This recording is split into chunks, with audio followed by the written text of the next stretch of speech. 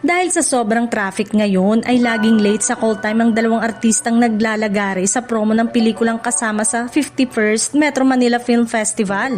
Kaya medyo irritable ang co-actors nila dahil hindi man lang daw humingi ng dispensa.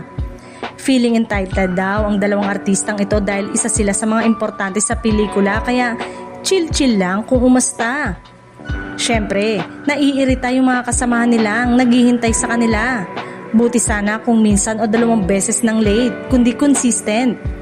Alam naman nila umano na traffic dapat maaga silang umaalis kung saan man sila galing kasi yung ibang artista ganun ang ginagawa.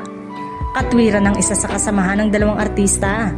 Nabanggit pa na inilalaan niya sa biyahe kahit dito lang siya galing Metro Manila dahil ang traffic nga. Ang 2 artistang nabanggit ay malapit lang daw ang bahay pero nagtataka kung bakit late pa rin.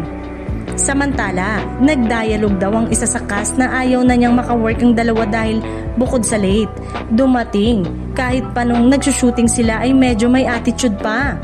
At ang mataray pa nasabi, they're not actually actors, mag-workshop sila, puro sila porma. Umani naman ang samot-saring reaksyon sa mga netizen ang nasabing balita ng mapag-usapan sa isang portal showbiz. Ito ang ilan sa kanilang mga komento. If true yan, then you can't really blame yung mga kasama nung inis siya.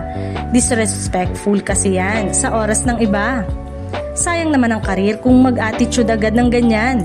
Kung totoo man to, sana pagsabihan siya ng makakataas sa show ng mauga ng kaunti baka feeling mataas na ngunit wala pang napapatunayan.